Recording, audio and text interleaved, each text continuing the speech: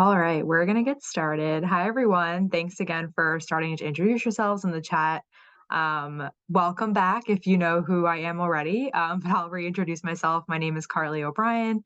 I'm the content developer here at Riff. So I'm a former classroom teacher and reading specialist. So a lot of what I get to do here is speaking about my experiences. So I'm super excited to be here with you all this evening. And quick disclaimer, I typically have a monitor as well, but I'm working on just a single laptop right now. So if I'm a little slow to shifting screens or if there's some tech issues, just bear with me. But usually you all are great at bearing with me. So thanks again. We're going to get started.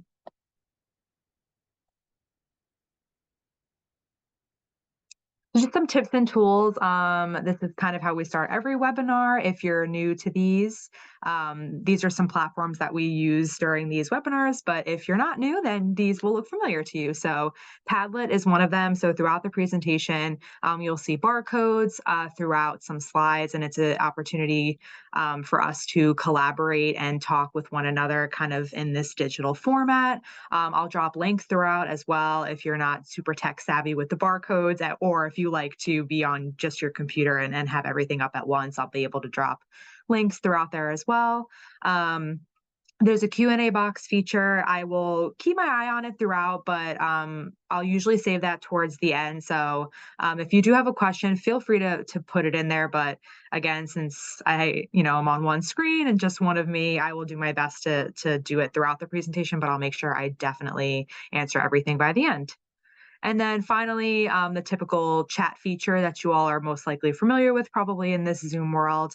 We'll use that throughout, but I do like to capture a lot of things on Padlet, mostly because people that like to view the recording of this webinar can then feel like they're interacting with the people who were here as well. So it's super cool to like capture all of your thoughts and save them somewhere. So we will use the chat possibly throughout, like for our norms, we will in a moment, but most of them will be through Padlets. All right, so on our agenda for tonight, in a moment, we'll kind of set the tone and go through our norms. We'll start a kind of every session that we've been similar to every session that we've had so far for the series with our land acknowledgement. We'll review what that is, and then we'll make a land acknowledgement for today.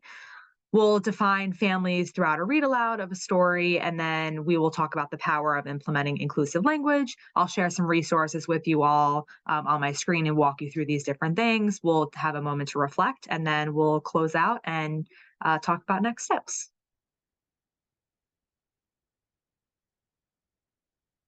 Oh, I'm seeing the question about the QR Padlet. So that was just an example to show you what a QR code will look like. That one won't actually work for anything. So sorry for the confusion, but we will actually have Padlets later.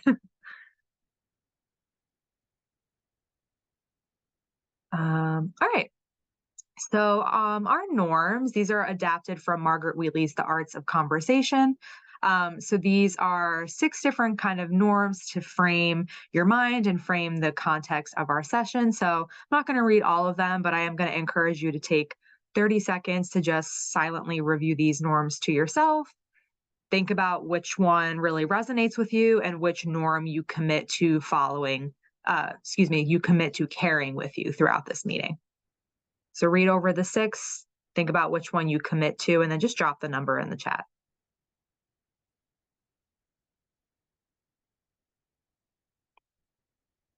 Awesome.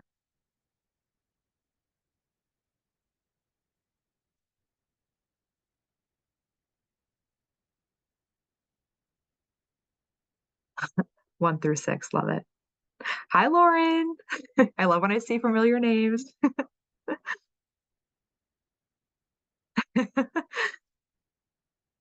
Guys seeing a lot of variety, love it. Awesome, thanks for sharing. Keep that in the back of your mind throughout today's session. We're not going to actually take a formal time to reflect on if we feel like we carried the norm throughout, but just keep it in the back of your mind and just refer to it throughout today's session. All right. So to start off our session for today, again, if you're new to our series, we start each session with a land acknowledgement. We just started this in our last session, so I'll review briefly what the purpose of it is, and then I'll make one for us for tonight or today, whatever time it is by you all. So land acknowledgements are used by Native peoples and non-Native peoples at the beginning of important events to recognize different Indigenous peoples who originally lived on the place that you are on at that time that you're making the land acknowledgement. It's mostly used in New Zealand and Austria, but it's becoming super popular in North America, especially the U.S. And it begins by telling a more complete truth history about something that happened in colonial history. And disclaimer for when doing things with we're doing this exercise with students, doing practices like students will uncover some uncomfortable things, and that's okay. If you have to dig in and uncover these hidden histories and these other perspectives, it's learning and it's encouraged, and that's what we want to do with our students. So it's a brief reminder of what a land acknowledgement is. So for today, I'm gonna walk us through kind of what you could do with your students as an example of a acknowledgement. So you could start by presenting a photo like the one on the left. It's an illustration, a painting depicting an event that actually happened in DC, which is where our RIF office is. So it happened on the turf that we're on right now. So if I was practicing with students, I might not tell them all that information, but I might just present this illustration and do a quick see, think, wonder. So uh, who is represented? What does their body language communicate? How does representation influence their decisions? Just starting to just look at illustrations and paintings and kind of making a guess or what they think might be happening in this photograph.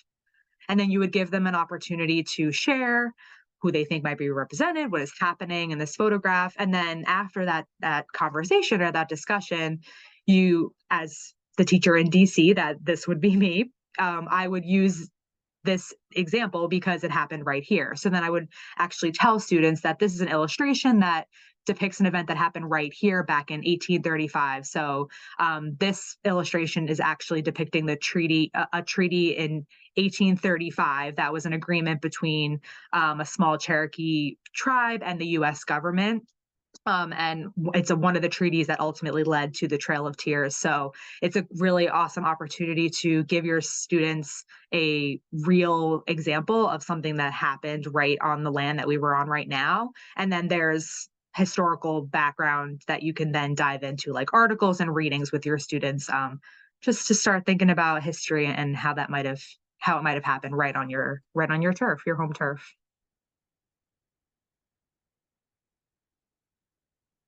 All right. So to kick us off with our content for today, so in a moment, I'm going to do a read aloud of the story Family Is. And this was granted with permissions from Clever Publishing to do the read aloud. So thank you all so much for giving us permission to use your story in order to really allow participants to practice in real time. So as I read aloud the story in a moment, you can start answering those questions that are on our first Padlet. The barcode is right there. The link is also going to come in the chat to you. So again, as I read the story, it's a very simple story, so you can multitask.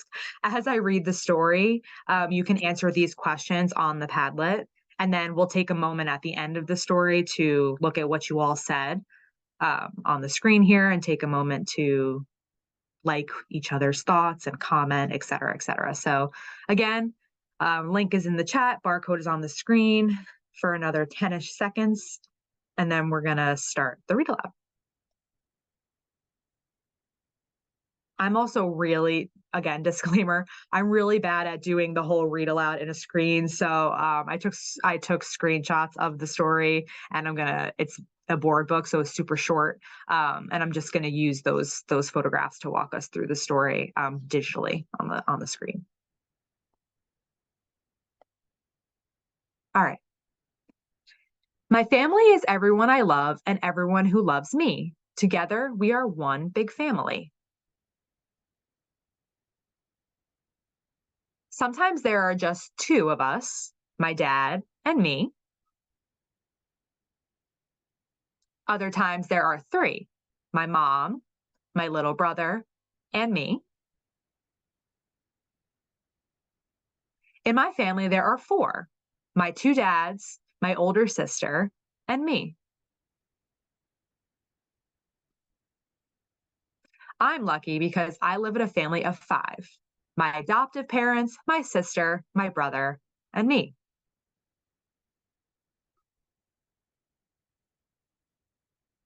Our family is growing. There is six of us, my dad, my stepmom, my stepbrothers, a half sister on the way, six, and me.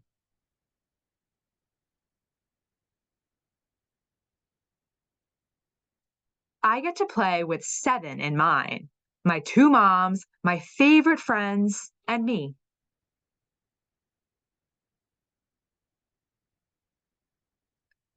We are all so different, but that is what makes my family eight so great. My great grandfather, my grandmother, my aunt, my dad, my cousins, and me.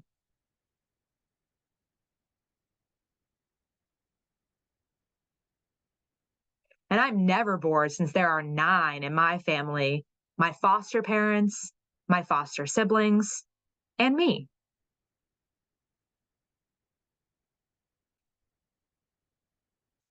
There are 10 in my family, all special, all unique.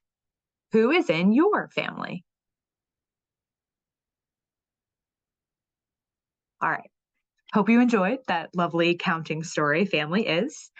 Now we're going to take a moment to explore what you all were thinking throughout. And if you didn't get a chance to think throughout, you can have a chance to think now. So we're going to look together. Oh, awesome. You guys were multitasking. Perfect.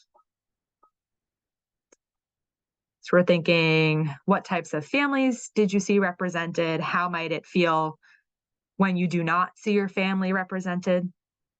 And as an educator, what can you do to ensure children see their families represented? So I'm going to start here. And feel free to, I think I can as a, oh yeah, oh no, I can't like it because I'm in editing mode. I was going to like it, like things as I went throughout, but can't do that. So never mind. Awesome. Multi-generational, same-sex, single parent, adoptive, big, blended, small, foster, biracial, many different. Yep. Small, large, handicapped. Yes, there was a wheelchair, an individual in a wheelchair at some point. I'm not sure if you all caught it. Awesome. Blended. Awesome. How might you feel? Let's look at this one. How might you feel when you do not see your family represented? Alone, sad, confused, sad, shame, confusion, left out for sure. Not important enough. Ooh, starting to question for sure. My family isn't real. Ooh. And as an educator, what can you do to ensure children see their families represented? Diverse books. Yes, for sure. We're going to take a moment at the end when I resource dump to share some resources for you all on diverse books. Yeah, awesome. Diverse titles, introducing family types that, yeah, so that's super important. Like introducing family types that even though someone in your classroom might not have that family type, they're still going to be exposed to it at some point in their life. So still doing that.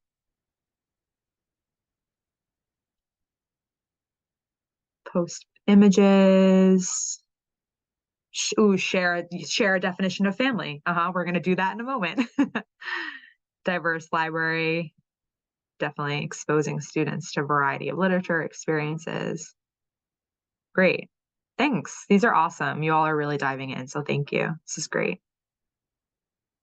I see people still typing and hanging. Feel free to still drop your thoughts in there. I'll leave it up here. I'm gonna, you'll have access to these things post this webinar as well. So ooh, I saw this pop up. Talk about differences on a regular basis. Definitely make it a norm.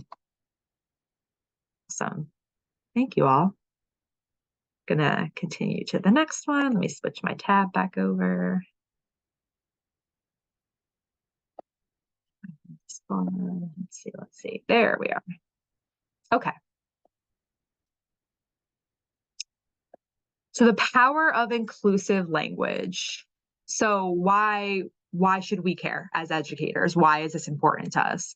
So utilizing language that is inclusive is super important to create a safe and valued environment for all students. If they're feeling included, then they're not going to feel alone and all of those other things that we mentioned they might feel as a response to the story that we just read. Fostering communication and acceptance within classrooms improves a child's ability to socialize, collaborate, and grow and develop alongside their peers. So, again, fostering that sense of feeling valued and that they have that community and acceptance within their classrooms and from their teachers, it really gives them hope and that confidence and improves their ability to feel connected to their peers because they feel seen from their teacher. It all starts with us, right? And then again, serves as a motivational tool for students, especially those with either learning barriers or language barriers. Again, it goes back to if they feel seen, they're going to, if they feel seen from the adult, they're going to start to feel more confident in feeling seen with their peers.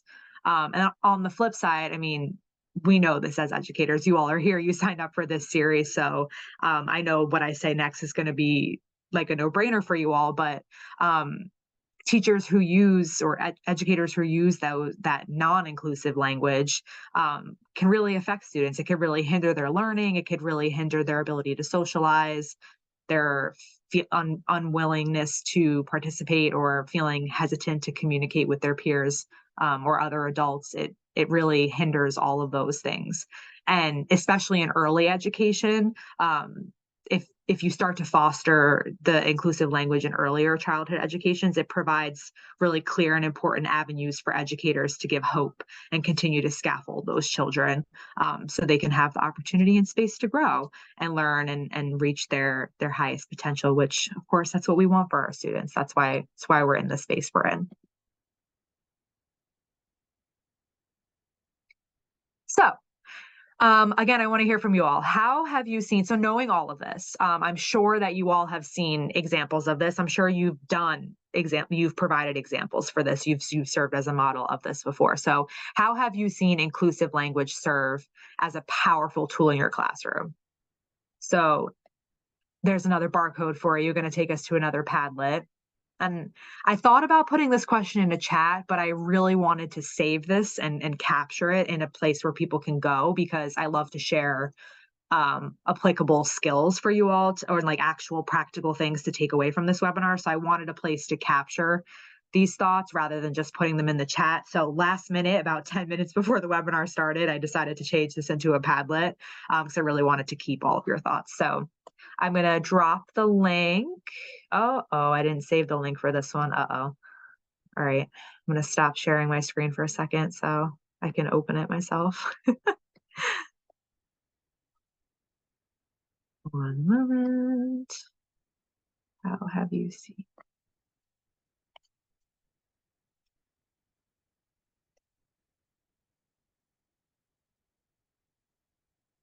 If you're in it, thank you. If you're not in it, I'm coming with the link right now. Sorry about that. There it is.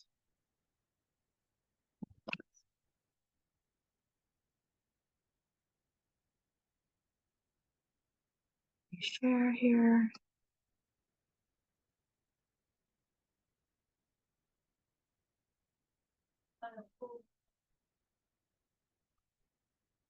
All right. So how have you seen inclusive language serve as a powerful pedagogical tool in your classroom?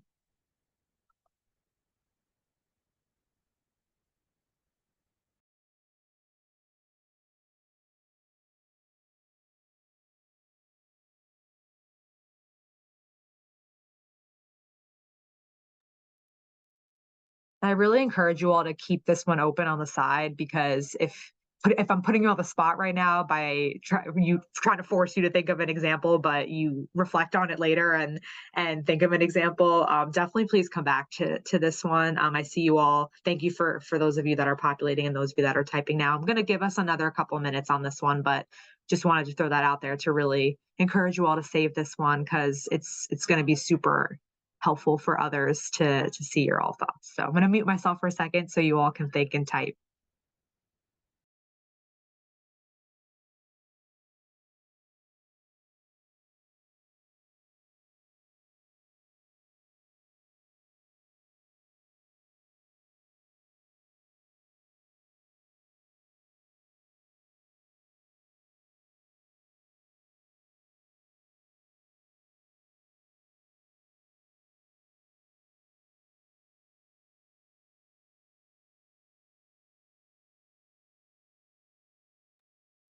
I love that this one right here, that kind of what I was saying earlier, you've actually seen it, and that's super powerful because I'm not sure everybody can say that, unfortunately.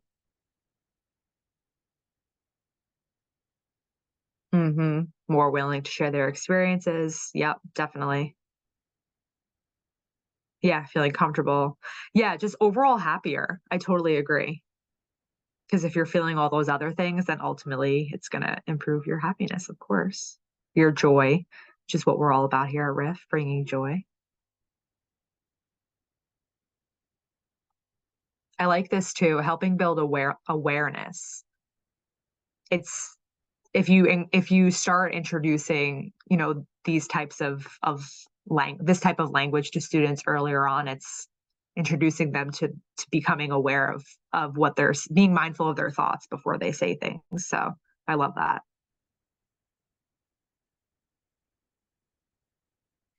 Uh-huh.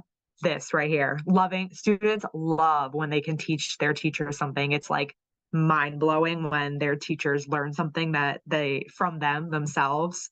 And that happens at all ages. Like I have experience teaching younger and older, and even my seventh graders love to teach you the cool things that are out there, the new lingo. But even like actual academic things too. They really love it. Their culture, their family, like silly things, but also those real things, definitely.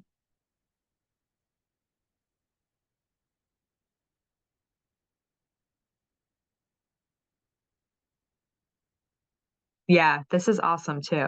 Oh, I'll have to add this to our resource sheet because I know people will be like, "What was that title that was on that Padlet?"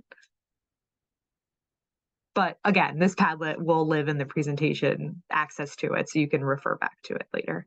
This is awesome. Thanks, you all. Love this. Feeling question. Yeah, feeling definitely like building confidence to feel like it's okay to be wrong too and have those questions personally and then academically. Because if you feel seen personally, then or feel like you're a part of a community or family personally, then of course it's going to impact your academics. So awesome. Thank you all so much for participating with this one as well. I nerdily, if that was a word, nerdily refer back to these like all the time and geek out on what you all say. So we really do value your time in thoughts and putting effort into these Padlets. So thank you. All right, going back to the next one. And I apologize, we're jumping right back into a Padlet, but then I'm going to talk for a couple slides and then we'll refer back to it in a moment. So the next one, some of you all kind of already talked about like defining the word family for families and students to see. So simple question: how do you define family? So on that barcode, it's going to take you to the next one. There's two questions on there. It'll pop up and look like this. The first one is how do you define family? The second one we're going to go to in a moment. So don't X out of this Padlet. I mean, the barcode's on there later when we refer to it, but keep it up because the next Padlet question that we use is going to be on the same one. Um, Hopefully that is clear and makes sense. So here is the link, and simple right now. How do you define family?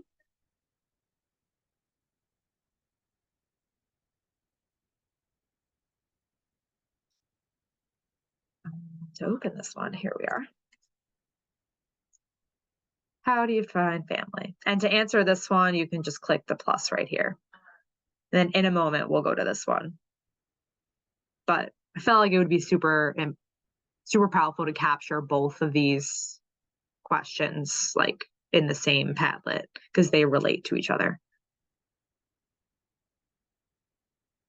Individuals who are part of your life, there for you no matter what, who you love, want to share your life with, people in my life care about, support one another, live together, support one another, those you're connected to by blood, but as important, those you support and support. See, you're like blood, but also what everybody else said, and you're not wrong. Exactly. People who love and care for you. I'm seeing a trend here. Not many of you are saying the people who live in your house, your mom, your dad. which is great because then you are my right crowd of people to be here because that's what we're going to talk about in a few moments. Related by blood or not. Awesome. All right. So now, back in 1990, the US Census came up with a structural definition of the term family, and this is what they say. They say a family is defined by a householder and one or more other persons living in the same household who are related to the householder by birth, marriage, or adoption. So, knowing this is the structural definition of family and thinking about how we all just defined family and what you all think is of as family, what are some limitations to this structural definition? And that's the next one right under here. So there's another question down here, same Padlet from before. It's right down here. If you scroll below here, what are some what are some limitations to this structural definition? So I'll leave the definition up on the screen. It's also at the top of the Padlet, but here's how you answer it at the bottom. So there's the definition again for you. I'll even put it in the chat for you.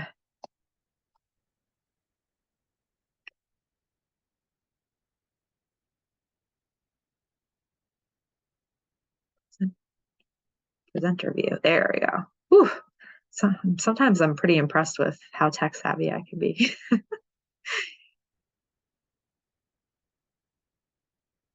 As I lose track of what I'm doing, I jinxed it.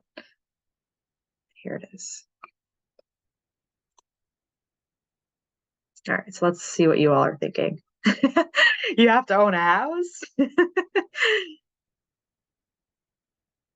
Granted, this is from the 90s, but that is like still the most recent structural like definition from like a consensus that I could find. Like, it's bizarre. You have to own a house. Hilarious. Yeah, those living under one roof might not actually be the ones showing the most support. Oh, I see in the chat too, the term householder. Yeah, just the terminology in general. What about the people you spend a large quantity of time with at each day at work? I know educators have coworkers that they feel are their family, so totally. Isn't that a family despite not living under the same roof? Doesn't account for divorce, blended families, and so many other variations. Don't always live under the same roof. Oh, yep, you guys are all on it. Yeah, you'd have to be living under the same roof. Isn't that crazy? Kelly in the chat, yes, you will have access to the recording, the slides, the links, everything. So don't worry. It sure does need a revision. Thanks for bearing with me. This is, yeah, when I saw that, I was like, interesting. There's a lot of limitations with that.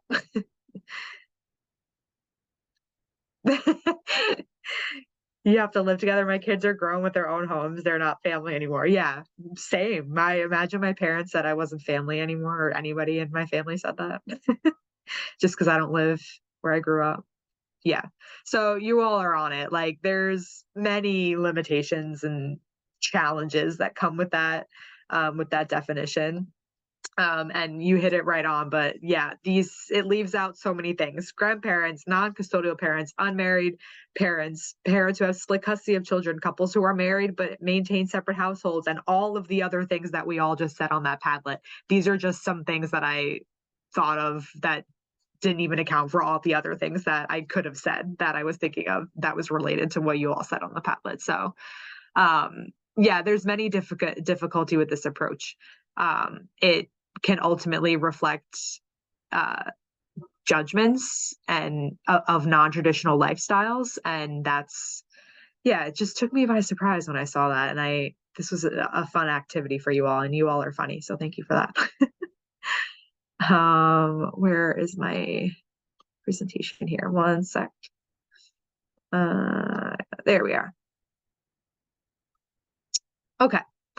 Let me move myself here. So, implementing inclusive language. So how do we get out of that mindset of the definition of family and what that means, and just get out of that frame and just like, what can we do to start implementing inclusivity in our classroom and language? Because language is a powerful tool.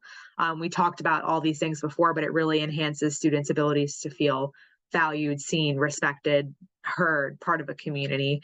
So how do we do those things? So number one, the context matters. So uh, not even just thinking of like family inclusive language, but just inclusive language in general. There's different contexts and different settings that things are you can use terms in some settings that you can't use in other settings.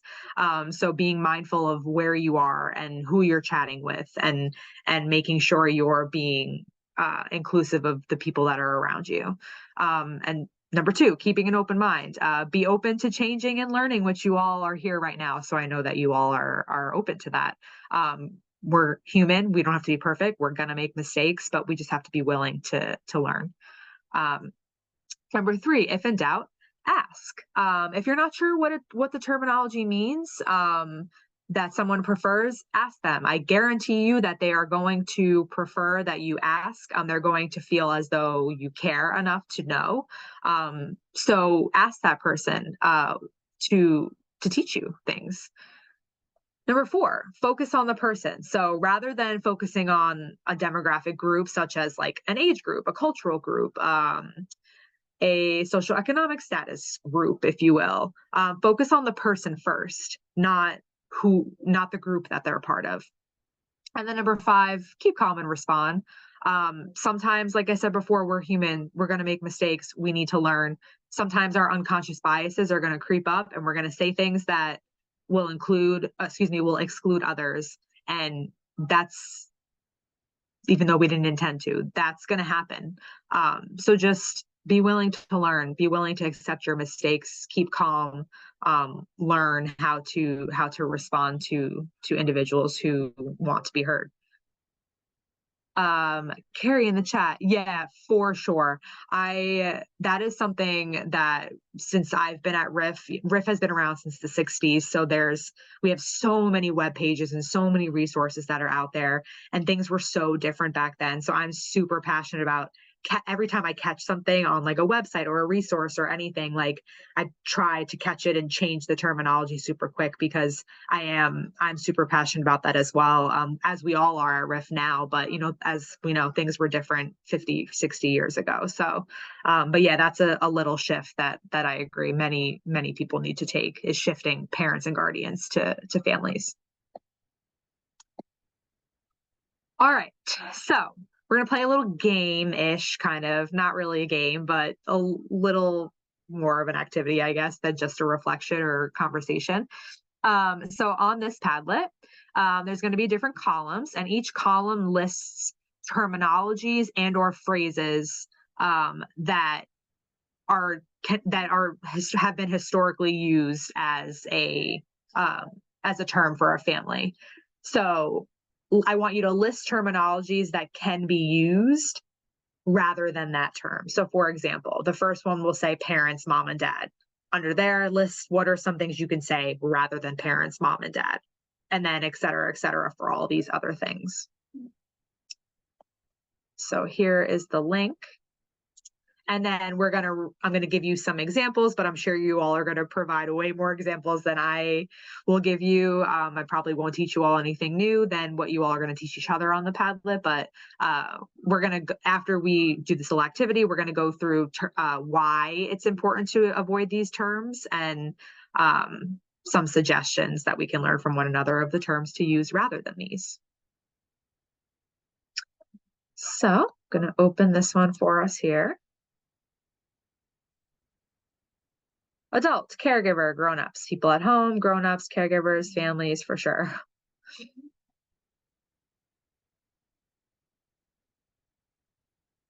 Relatives, child, children, offspring. That one's silly, but you're right. Little humans.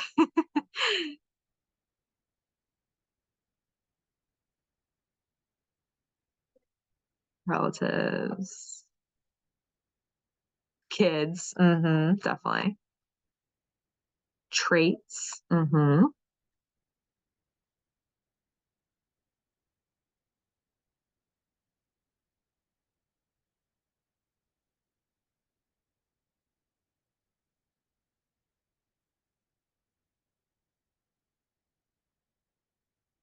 Yeah, some of these are trickier than others for sure.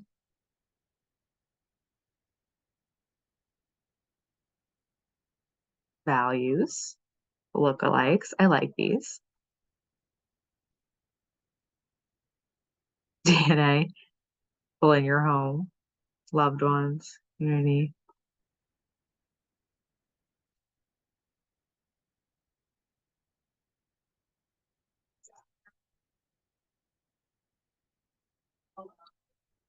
Housemates.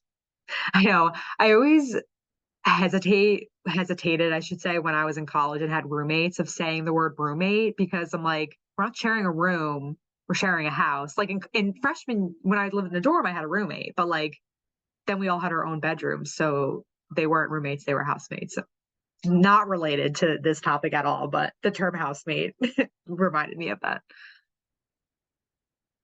Awesome. Thank you all for sharing. Well, I'm going to give you some examples as well as like why it's important to just try to avoid these terms in general and use one of these other ones. So the first one, parents, mom and dad. So this one's kind of obvious. Not everyone accompanying a child is a parent. Grandparents, step parents, and nannies may identify as a child's parent. Not all children have a mom or a dad figure. Second one, son or daughter. Why should we avoid those? The children in someone's care could be grandchildren, nieces, nephews. It might not be their son or daughter. You might not also want to assume the gender of the child. The term extended family. Why? It's usually meant to include grandparents, aunts, uncles, and cousins. However, in many cultures, this isn't an extended family. It's just family. I think of the example we talked about before too with work. Like your extended family, it could be your work family, but some people don't see that as extended family. It's just your work family is your family. Like it's not something that's extended. So that's a term that I feel like is super outdated. Family resemblance. So why do we avoid these? I think as humans, well, not I think, I know, research says, as humans, we're conditioned to look for similarities of family members, even when there aren't any. So meaning we're like, oh, that I feel like people say this about people and their dogs too. They're like, oh, if you have a dog at as your dog gets older, they start to look like you. And it's like, no, they don't. You're just looking for stuff like that. But that's a silly example, but it's the same thing with a child, a human child. Many families include step parents, adoptive parents, parents via surrogate and or sperm donors. Um, and additionally, don't assume that a child who doesn't look like their caregiver is adopted. Multiracial children may resemble one parent more than another. And on the opposite side of that, just because someone might not look like their caregiver and is adopted doesn't have anything to do with being a part of their family or not. It's still their family. So terms that I would say for other than family resemblance, like I feel like just don't say it at all. Like just keep it to yourself. You don't really have to make a comment about the way people look anyways. And then the last one, members of households, simple. Families don't always live together. We had a silly conversation earlier about the structural definition of needing to live together. But so I guess instead of this, just family members. It's just someone in your family. They don't have to live in the same house as you. All right. So we're going to go into our resource dump right now. So the first thing I wanted to share with you is the APA's Equity, Diversity, and Inclusion Language Guide. It's really big, but I'm going to walk you um, through the PDF right now and highlight something for you. So it's 51 pages. I'm not saying go read all of this, but it is a tool that I thought, obviously it's from APA, it's a reliable organization, but if you scroll down to like the table of contents, you can even click to different pages, but it gives you inclusive language in writing, referring to different demographics, and then how to avoid microaggressions within conversation and write. There's also pieces of writing in there as well. So this is a really cool resource that I was looking through. So if you wanted to look at like, let's look at neurodiversity. Oops. it gives you terminology and why, like the research behind why this terminology is the correct terminology to use. So this was a pretty cool resource that I saw there. Again, oh yeah, this is like some of them had like intensive charts too. So terms to avoid, suggested, alternative, and then why. So I kind of pulled some of the stuff we talked about earlier from the APA resources, but this manual is super, super cool because you can really click a specific demographic that you're trying to improve your inclusive language around. So that's the first thing I wanted to share with you all. And then just a couple of other things. So these first two links right here, I'm not going to walk you through them because you've been on our website before, but they're just links to two different, this is the first book that we read today, and then this is another book just about inclusive families and some activities like that can align to the vocabulary for that might be involved in those books. I found this article from Head Start, again, another reliable org, children's books that include diverse family structures. So it gives the title, the author, the description, and then like the age group. So just you all wanted book suggestions. So of course we have plenty at RIF, but part of these webinars are to really enhance like what other orgs are out there as well to kind of guide you all with having abundant of resources and continuing to come to us to support you all in any resources that you might need. So a lot of these books are also on Literacy Central. Some of them might not have specific resources attached to them because like the book before, for example, that we did the read aloud, it's a counting book. I could definitely create vocabulary out of that, but it was, more of a board book. So some books might not have actual resources, but a lot of these books still live on our website. This next one, socialjusticebooks.org, is another really awesome website. I'll show it to you in a second, but we also had a webinar that I'll actually go back and put the archive link in here so that you can refer back to it. But we did a webinar a couple of months ago, part of our Every Book Counts series called Every Book is a Social Justice Book. And it was facilitated by a dear friend of mine and Aaron's. And he goes through how to use different children's literature to talk about different social justice issues in your classroom. So he refers to this website as a resource as well. But I just wanted to show it to you again. Here's a whole bunch of different ones. A lot of these, again, live on rif.org/literacy central. If you really like one of these books and it doesn't have any resources, but you would like to see some, please email me. Like I want to provide what you all are looking for. So if there's something that you're like, hey, it would be really nice if this book had this, can you help? Please reach out. I know like Night Job I know for sure we have lots of resources for because we used it during a summer campaign. So there's another resource for you all. And then diversebookfinder.org is another website. I specifically linked the one to the family books, but there's again lists. It even takes you to the website to purchase it. Another link for you, 6 children's books that celebrate family diversity from the Human Rights Campaign. Oh, it's giving season. Have that ad pop up. So here's another resource for you. And then finally, the last thing is an inclusive, oh wait, this is the one I already shared with you all. Sorry, I also included the link right here. But APA also does have like other inclusive language resources. So I encourage you all to check them out. And again, if there's something specific that you're looking for, please just reach out to me and I will share it with you. All right. So we're closing out our time for today. So last Padlet coming your way, as well as the link in the chat. Same reflection that we have if you join us every month. This will feel familiar to you. What did you learn today? How has your thinking changed? And how will you use this information with your students? I'm gonna put it up there for us so we can all see what we're sharing. And as you all are doing that, quick and couple announcements. We are not having a webinar in December. It's super busy for everyone, especially educators, and we all want you to take a break. So our next webinar won't be until the new year, but it will continue on the topic of family engagement. The next one is about specific barriers and how to actually implement best practices. Excuse me, we may, fingers crossed, have a additional host from another org with us to share some other resources and perspectives. And if you all have been following us for a while, you'll know that our director, Erin Bailey, has been on maternity leave, and she will be back soon.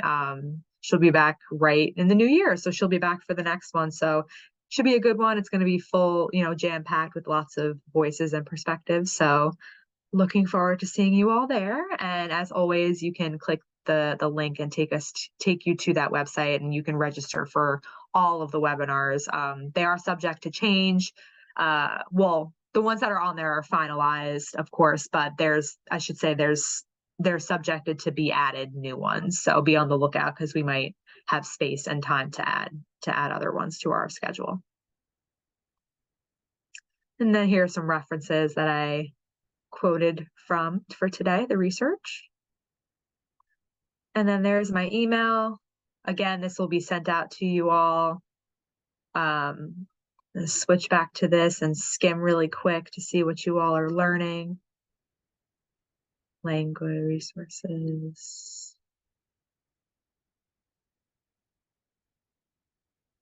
Awesome. I'm happy you're happy. I'm happy you all are happy with the resources. That's something I'm super passionate about with this webinar series. Is I know what it's like as an educator to want the resources. So small shifts can make a big difference, definitely.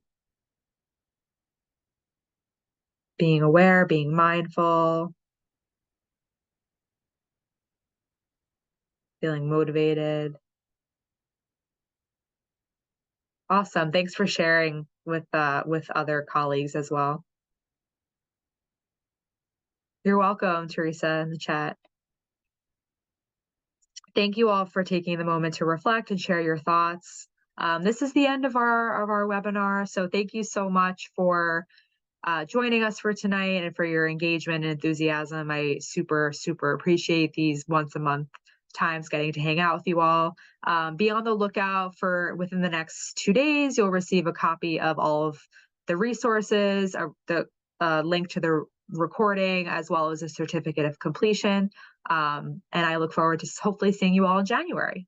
And you are so welcome, for everyone who's being very grateful in the chat. Wonderful. Yes, enjoy the holidays. Happy holidays. Be safe, anyone who's traveling.